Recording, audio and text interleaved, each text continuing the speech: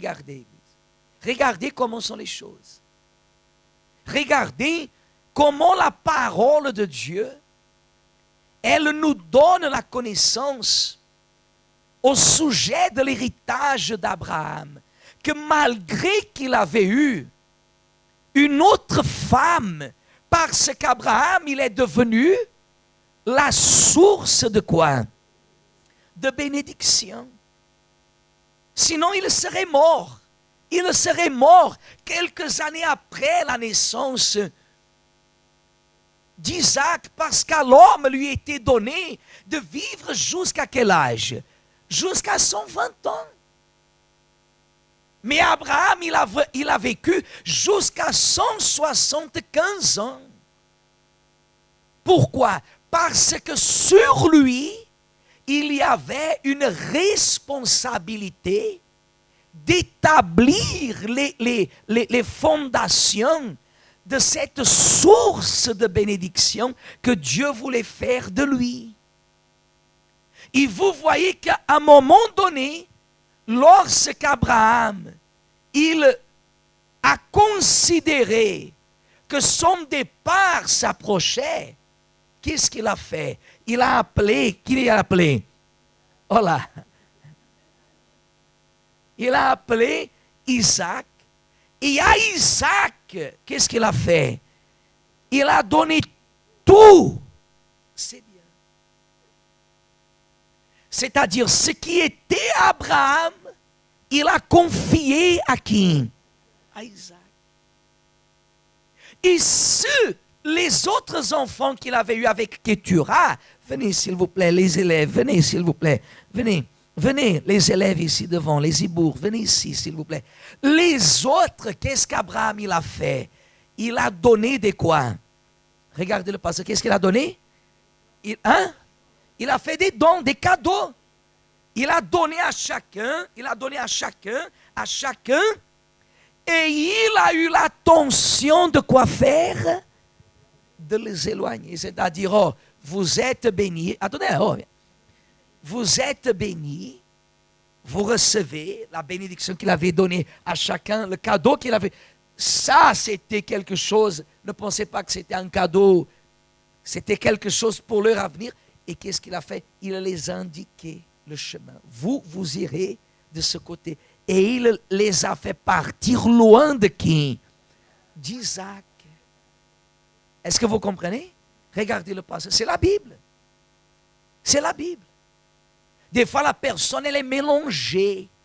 Elle se mélange. Mais Abraham a bien éloigné le fils de la promesse et les fils, les enfants qu'il avait eus avec Ketura.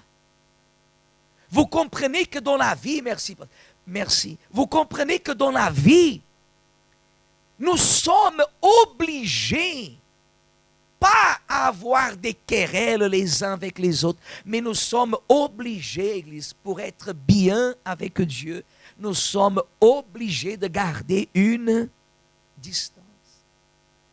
Des fois, la personne, elle vient dire comme ça, « Ah, pasteur, mais la famille, c'est Dieu qui l'a créée. Et la famille, elle doit être unie. » Bien sûr que la famille doit être unie, mais elle ne doit pas être mélangée. Chacun doit respecter les limites. Et qu'est-ce que nous voyons énormément à l'église? Des personnes qui souffrent, qui perdent, parce que elles laissent que la famille, les amis, les entourages se mélangent, viennent se mélanger. Il y a un mélange. Et Abraham a laissé clair qu'il fallait qu'il soit bien quoi? Séparé. Ça, ce n'est pas dans le sens physique de quelqu'un qui dit, ah, parce que moi j'ai mes enfants, mon mari, quand on s'est marié, il avait ses enfants, que chacun reste de ses côtés. Non, ça n'a rien à voir, par l'amour de Dieu. Ça n'a rien à voir. Ça, c'est strictement spirituel. On ne peut pas se mélanger. On ne peut pas se mélanger. On ne peut pas garder ces habitudes-là. Parce que si Isaac, il serait mélangé aux enfants de Ketura, certainement cela aurait provoqué un grand problème. Parce qu'Abraham était la base, Isaac était la base qu'Abraham avait laissée pour donner la suite à la source de quoi? De la bénédiction, de cette bénédiction. Ce passage, il nous révèle, il nous montre la différence. C'est que Abraham, au fils de la promesse, il lui a donné tous ses biens. Mais au fils de Ketura, il a fait des cadeaux. Et ainsi, c'est la vie de beaucoup. Des fois, la personne, elle reste choquée quand nous disons à l'église que ni tout le monde sont des enfants de Dieu. Ça, c'est un mensonge. Ça, c'est un mensonge. Dire que, par exemple, si je suis ici, je dis comme ça à l'église, nous tous, nous sommes des enfants de Dieu. Je suis en train de vous mentir. Et des fois, ça va plaire à beaucoup de personnes. Ah, quelle belle prédication. Le pasteur qui dit que nous tous, nous sommes des enfants de Dieu. C'est un mensonge. C'est un mensonge. Parce que les enfants de Dieu sont ceux qui considèrent Dieu en premier lieu et qui se soumettent totalement à sa volonté, à sa parole. Amen, Église. Est-ce que vous comprenez? C'est ce que Dieu il veut de nous. C'est ce que Dieu veut de vous. Pour quelle raison il y a des personnes qui ne reçoivent pas le Saint-Esprit? Parce qu'elles vivent mélangées. Elles se mélangent. Il y a des personnes ici qui disent, pour moi, il n'y a aucun problème. Il y a des personnes qui disent, parce que moi je vais dans l'anniversaire des uns, dans l'anniversaire des autres, dans les fêtes, ils boivent, des fois il y a la bagarre, mais moi je reste à ma place. Moi je n'arrive pas. Moi je n'arrive pas. Par exemple, si j'arrive chez vous, il n'y a pas ni cigarette, il n'y a pas ni alcool, mais il y a des gros mots. Il y a des gros mots, vous savez, des conversations sales. Je vous serre la main, je dis ciao, ciao, que Dieu vous bénisse, je vous bénis, et qu'est-ce que je fais? Je pars. Pourquoi? Parce que ma vie, Église, elle est sûre. Et pourquoi elle est sur l'autel? Parce que je suis pasteur? Non. Le titre de pasteur ne sauve personne, Église. Le titre de pasteur. Moi, j'ai déjà vu beaucoup de personnes arriver auprès des pasteurs avec une très grande révérence. Oh, pasteur, pasteur, comment on fait? On met la main comme ça, on fait comme ça, on fait comme ça. Je ne sais pas. Comment on fait, pasteur? La personne vient et elle a une grande révérence envers le pasteur. Des fois, elle n'ose pas ni même regarder les yeux. Pasteur, papa. Elle tourne le dos. Et elle n'a aucun respect envers Dieu. Elle respecte le pasteur, mais elle ne respecte pas Dieu. C'est ça qui fait la différence. Et là, vous comprenez à qui Dieu, il donne tout. À ceux qui vivent selon les paramètres de la promesse. À ceux qui sortent, comme Abraham, il est sorti de la maison de son père, de sa patrie, et il est allé dans un pays où il ne savait pas où il allait. Des fois, le diable vient vous parler comme ça. Tu vas dans l'église, tu commences à aller dans l'église, mais tu ne sais pas où tu vas. Quand la personne se laisse guider par la parole de Dieu, elle ne craint absolument rien. Parce que la mort est le salaire du péché. N'est-ce pas? Le péché, qu'est-ce qu'il produit? La mort. Mais l'obéissance, qu'est-ce qu'il produit? La vie.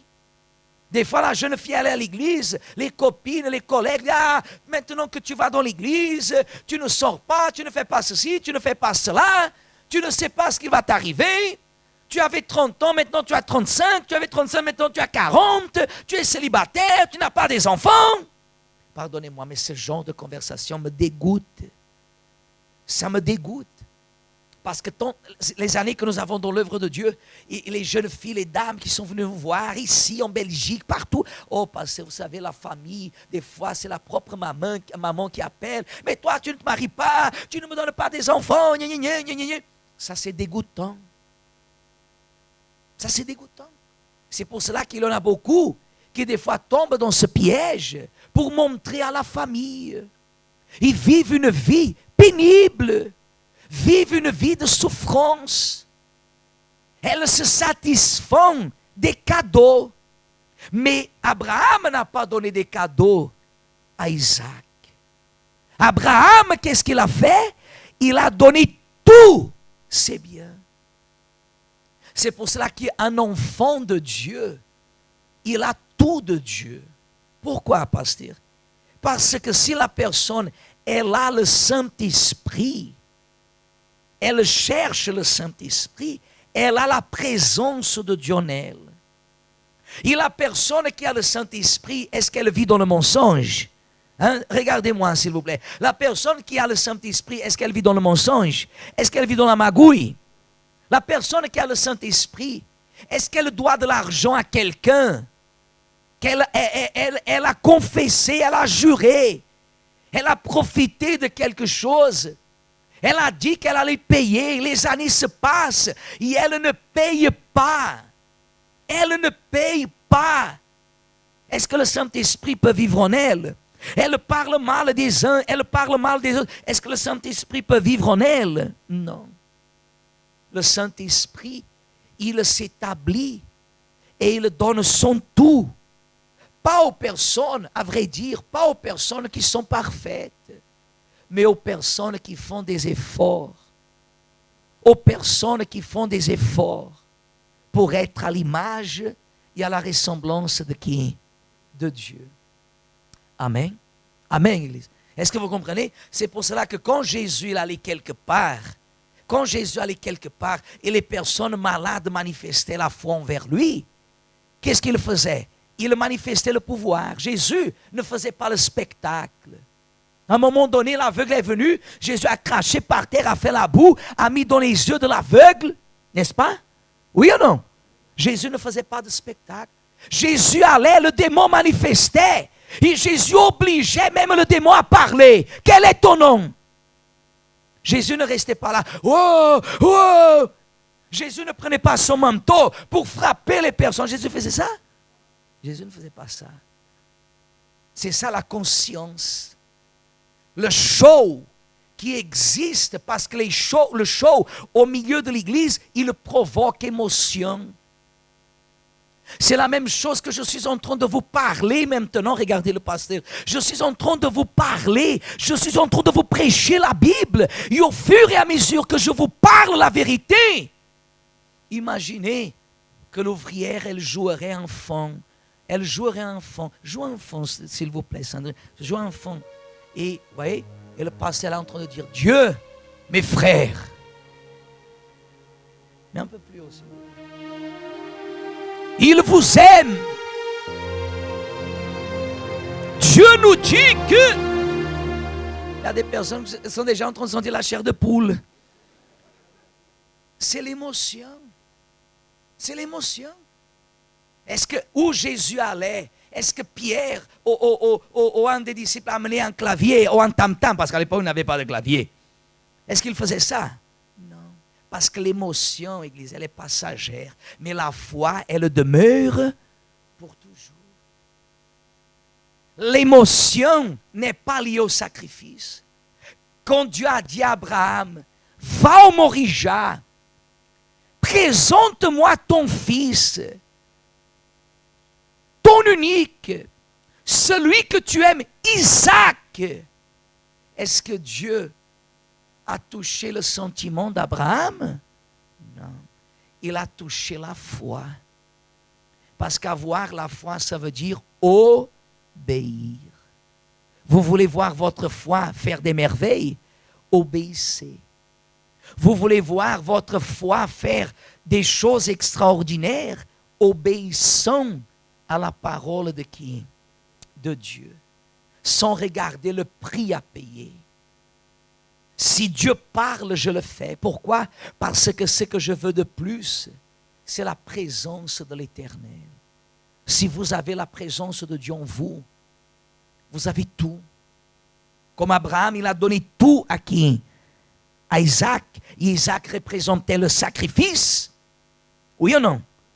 Dieu nous donne tout. La personne, elle a le Saint-Esprit, Dieu nous donne tout. La personne reçoit le Saint-Esprit. Par exemple, le Saint-Esprit en moi ne peut pas être, comment je peux dire, route barrée. Route barrée. Le Saint-Esprit ne peut pas être barré, je peux dire comme ça, stoppé. Non. Moi, je ne peux pas faire les choses à ma façon. Je dois faire les choses à la volonté de qui? Du Saint-Esprit. Quand la personne elle a le Saint-Esprit, il suffit de demander au Saint-Esprit. Elle n'a pas ni même besoin d'ouvrir la bouche. À peine, elle se maintient en esprit de prière. Et le Saint-Esprit va lui dire, ne fais pas ça. Amen. Et la chair, parce que nous sommes des êtres terrestres, la chair va dire, fais-le. Et le Saint-Esprit ne va plus rien dire. Parce que le Saint-Esprit ne parle pas deux fois, il parle une fois. Mais la chair, elle parle plusieurs fois. La chair, elle parle. Elle essaye de nous dominer. Mais le Saint-Esprit, à peine, il nous parle une fois. Quand Jésus a dit à Pierre, jette le filet. Il n'a pas répété 3 fois ni 2 fois. Pierre a dit, nous avons péché toute la nuit, on n'a rien pris. Mais sur ta parole, qu'est-ce que je ferai? Je jetterai le filet. Il a jeté le filet. Qu'est-ce qui est arrivé au filet? Qu'est-ce qui est arrivé au filet? Il a été rempli. Pourquoi? Parce qu'il a obéi à la voix de Jésus. Quand la personne obéit à la voix du Saint-Esprit, elle porte des fruits. Ne pensez pas que Pierre, quand il a pris le filet, il a dit comme ça, sur ta parole, je jetterai le filet. Ne pensez pas que les autres collègues lui ont donné, motivé. Vas-y Pierre, jette le filet. Vous pensez qu'ils ont fait ça? Je doute. Pierre, au fur et à mesure qu'il s'éloignait, j'imagine les autres qui étaient comment? Qu'est-ce qu'il va faire? J'imagine les uns les autres qui se regardaient les uns les autres. Mais qu'est-ce qu'il va faire? Il va jeter le filet en pleine journée. Mais quand il a obéi, le filet a été quoi? Rempli, Église. Si vous êtes mélangés, vous ne comprenez pas. Si vous vous laissez mélanger, vous ne comprenez pas.